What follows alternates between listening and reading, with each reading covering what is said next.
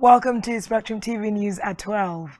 I am Uyai Anyeka coming to you live from Uyo, the capital city of Akwa Ibom State, Nigeria. Let's take a look at the headlines. President Buhari tells Chadian warlords to secure their country. Federal government approves disbursement of 308.45 billion naira promissory notes to exporting companies. Plus, Greek Prime Minister Mitsotakis seeks forgiveness from families of train crash. We'll bring you details of the stories and more in a moment.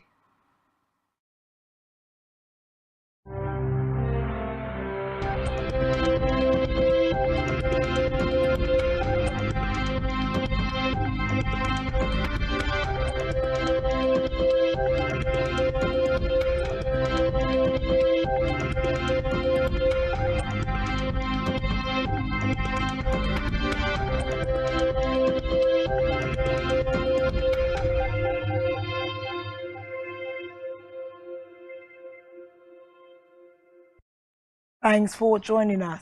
We'll begin this afternoon with Nigeria's leader, President Muhammadu Buhari, who in Doha charged warring factions in the Republic of Chad to prioritize national interest and secure their own country rather than decimating it through infighting. Buhari made the charge when he received the country's transition president and head of government, Mehmet Debi Itno, who visited him on the sidelines of the ongoing United Nations Conference on Least Developed Countries in Doha, the Qatari capital. The senior special assistant to the president on media and publicity, Garba Shehu, who disclosed this in a statement, said the president also expressed sympathy for the young Chadian leader, whom, according to him, inherited a fragile state from his deceased father, Idris Deby. He assured the Chadian leader a good listening ear on representations, political security, or any other matter related to his country. Away from that, the federal government has approved the disbursement of 308 billion naira worth of promissory notes to 199 exporting companies under the Export Expansion Grant (EEG) scheme. While issuing letters to some beneficiaries of the scheme, the executive director of the Nigerian Export Promotion Council (NEPC), Dr. Yakusak, commended the federal government and the National Assembly for prompt response in approving the payment of the outstanding claims to the beneficiaries. A press release issued by the NEPC's head of corporate commissions, Ndubueze Okeke, shows that over 193 billion naira was approved for 133 beneficiaries of the scheme in respect of EEG outstanding claims for the period of 2017 to 2020, while over 180 billion naira was approved for 35 beneficiaries in respect of the expansion grant backlogs of claims for the period of 2007 to 2016 respectively. The scheme is also intended to encourage the export of value-added products as against raw agricultural commodities.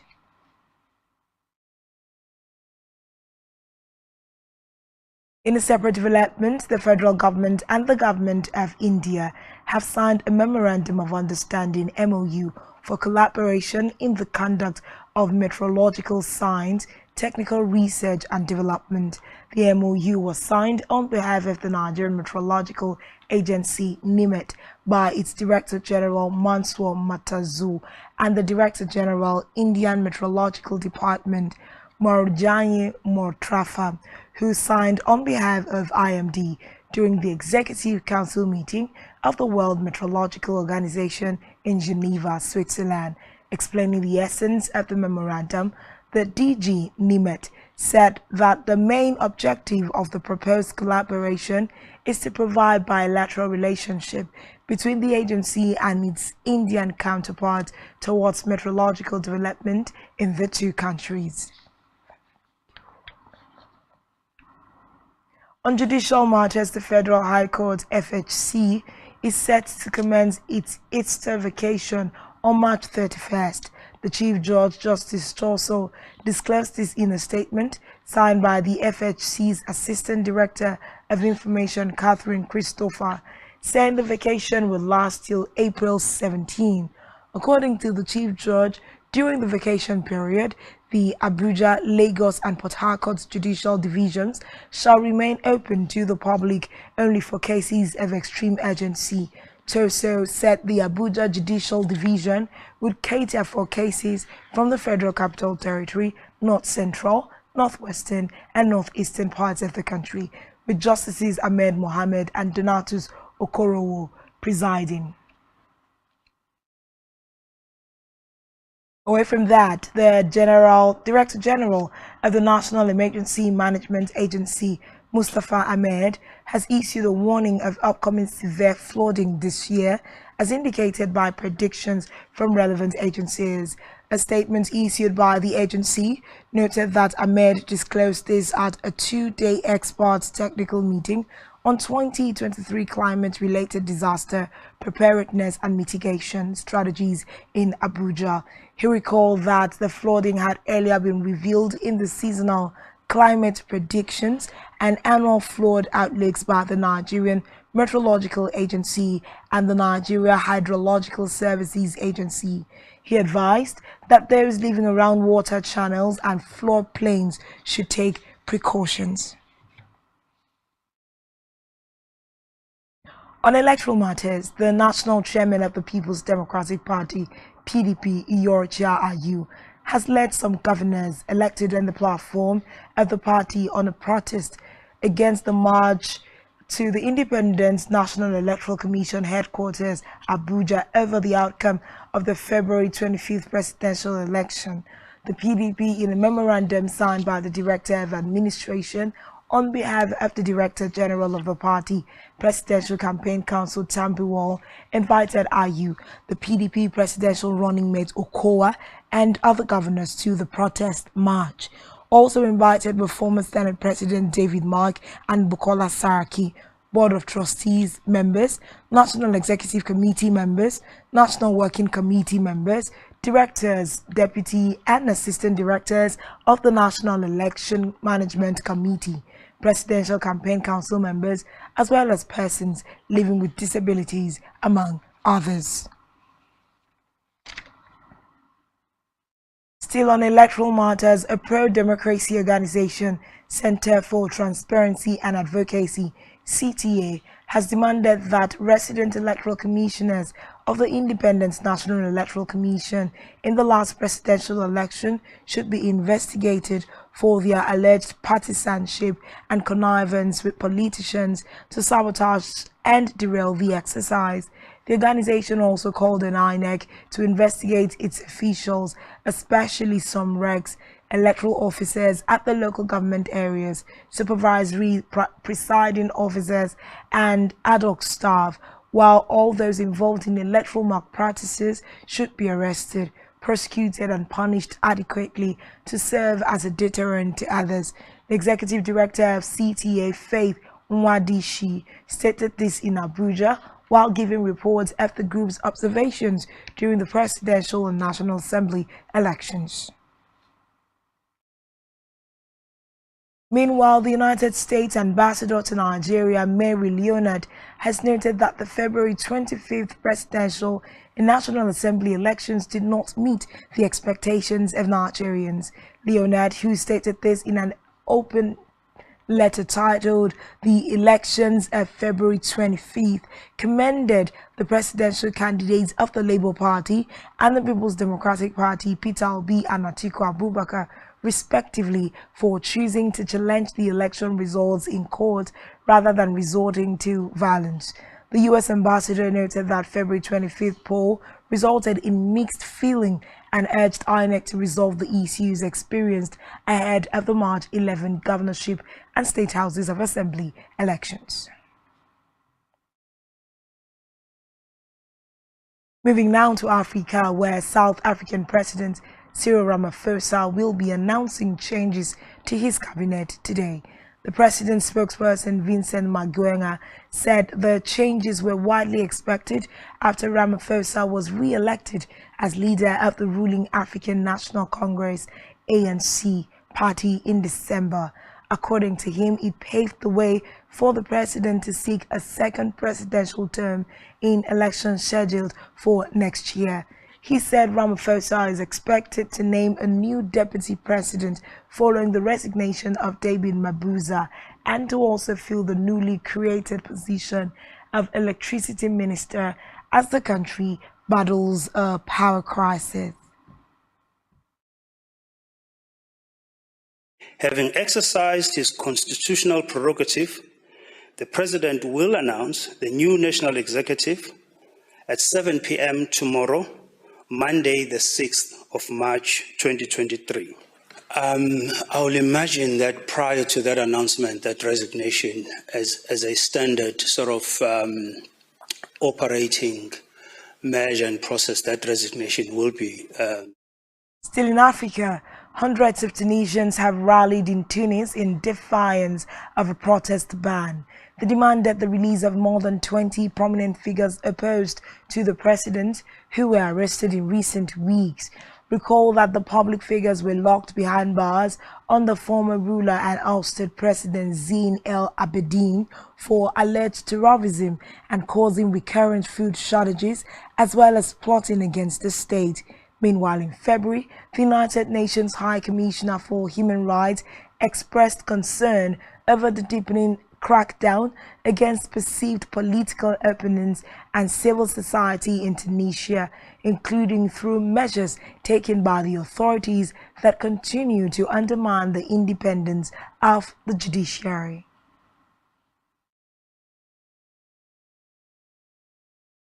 On the foreign scene, Greek Prime Minister Christos Mitsotakis has asked for forgiveness from the families of the 57 victims of this week's train crash.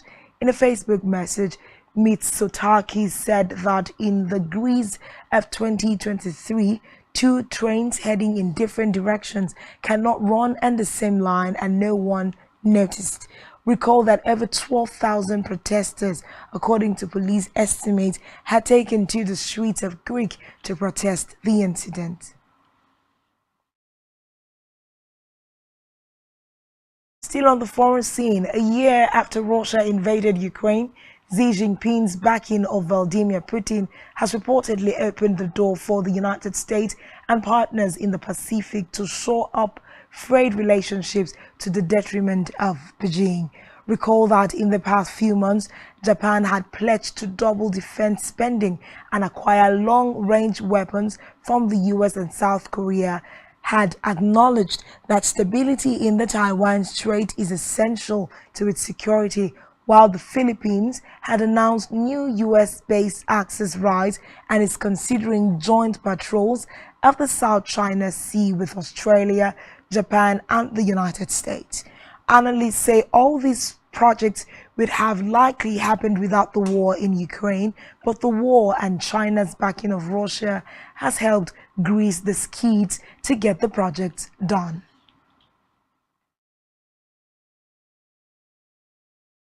Still to come in the news. Race for Paris 2024 Olympics ticket begins in Cairo. Do stay with us.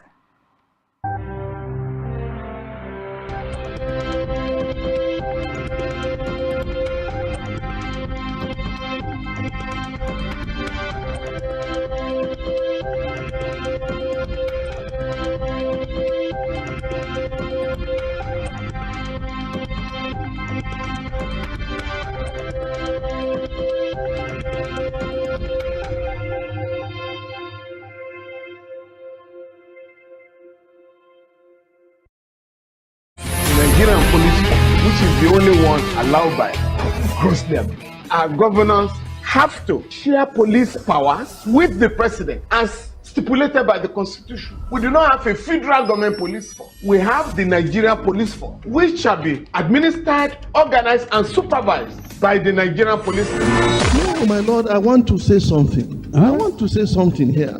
Perhaps it might also enlarge the scope of people who should be invited here for examination. My Lord, if we cannot find those who literally murdered Abiola, who are those people who could be said to be the beneficiaries of the death of Abiola? Rogers has linked you with some of the killings he did. He never did. He linked you with the attempted murder of Ibro. He did not. My Lord, the Matters Council is leading the evidence in our matters. Is this an adversary proceeding? It's not, my Lord, but we can't be talking about cases which are in court, Is this an adversary proceeding? It's not, my Lord. These cases are in court, my Lord. I'm just reminding your Lordship. My Lord, sorry, my Lord, I think I'll be in cross-examination. Legally Speaking, a program that deals with legal issues and questions we face as citizens of this amazing country, Nigeria. Legally Speaking. Join us every Friday from 5 p.m. to 6 p.m. for Legally Speaking.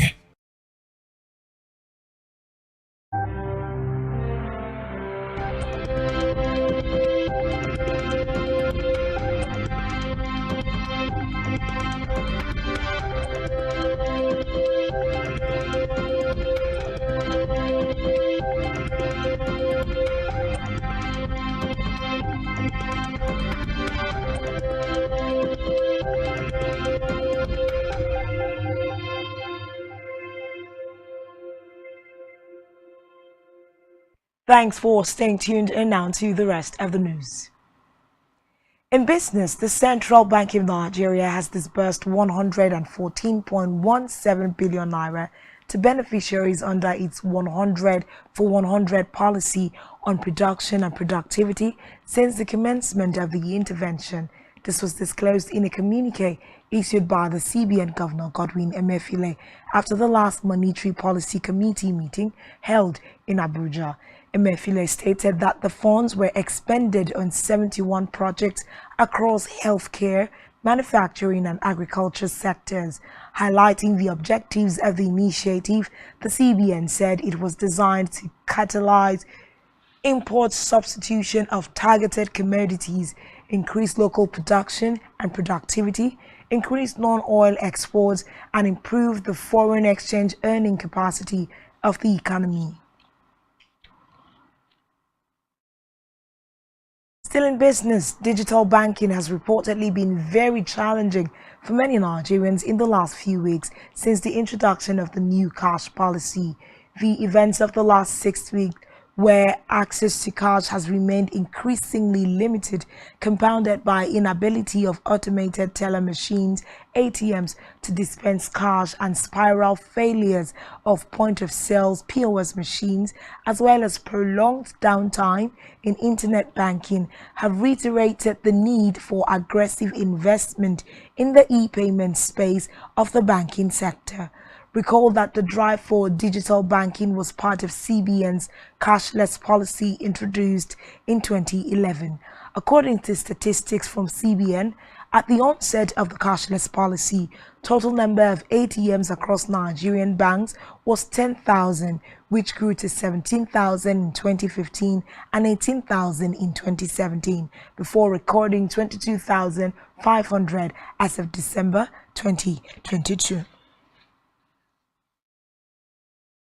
In health, nutritionists have dispelled the notion that certain foods combinations, when eaten together, may be dangerous.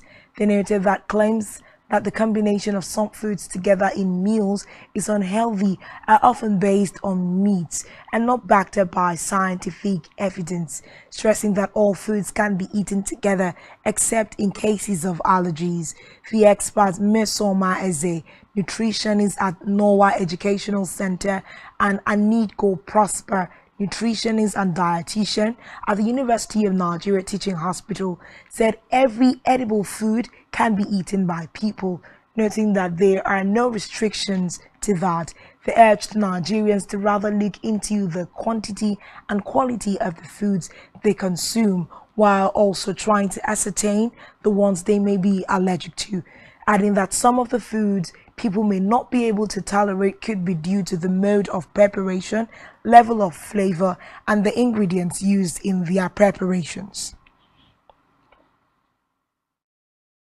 Still in health, child health expert have cautioned parents against forcing their children to use infant walkers, noting that the use of walkers will not help babies walk early.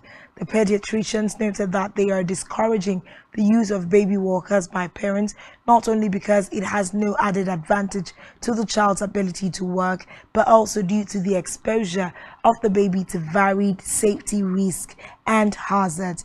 A consultant pediatrician with Mercy Street Children's Hospital, Lagos, Dr. Zainab Opola, disclosed that the reason pediatricians discourage the use of baby walker was that it's prone to accident. Opola urged parents whose children are experiencing delays in achieving motor milestones to seek trained medical personnel for evaluation and clarification. In sports, Nigeria's cycling team over the weekend began their quest to qualify for the Paris 2024 Olympic Games at the African Track Cycling Championship, which flagged off in Cairo, Egypt. According to the Nigeria Cycling Federation, NCF, 8 women cyclists made up of 6 senior and 2 junior riders who were in a training camp for over 2 weeks ahead of the event are representing the country. Meanwhile, speaking on the championship, a board member of the Nigeria Cycling Federation, NCF, Femi Thomas, expressed optimism that Team Nigeria would excel in Egypt, saying that all logistics support to enhance their performance have been provided by the federation. Meanwhile, the NCF has revealed that it would open camp for the Tour du Benin in Abeokuta from March 19 to April 27, 2023. Still in sports, Nigeria's quest for an 8th African Under-20 Nations Cup title will face a litmus test today when the Flying Eagles meet the Gambia team that is full of goals and ambition. Nigeria managed a 1-0 defeat of Uganda in the quarterfinals after Group A victory over Mozambique 2-0 and Egypt 1-0, plus a 0-1 defeat by Senegal in their first game of the competition holding in Egypt. Their opponents, the Gambia, on the other hand, defeated Tunisia 1-0, Zambia 2-0 and Benin Republic 1-0 in Group C before demolishing South Sudan 5-0 in the quarterfinal. Meanwhile, in awareness that his boys will face a well-organized side whose main weapon is their potent attack, Flying Eagles coach Leidan Bosso says he knows how to neutralize everything the Gambians will throw at them.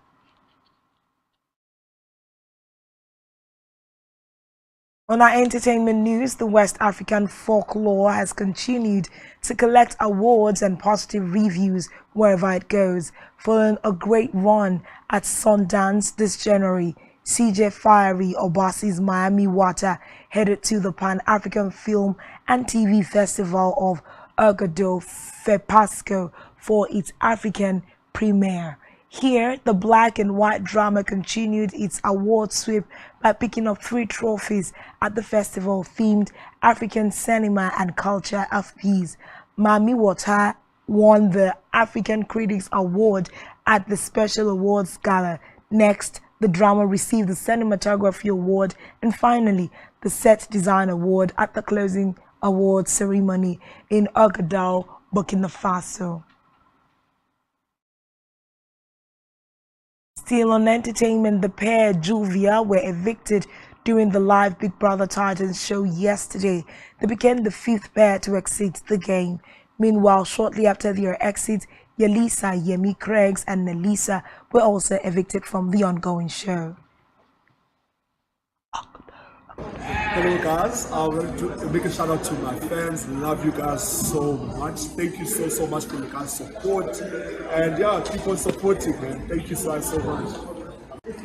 Hi everyone, thank you so much. It's your girl Olivia. This is the 7th week. I don't believe I'm gonna make it this far, but and that's all we have for you at this time. Do well to follow us on social media. Subscribe to our YouTube channel, all of which you can find on our website, spectrumtv.ng. You have been watching Spectrum TV News at 12. I am Uyai Aniek, and thanks for watching and enjoy the rest of your day.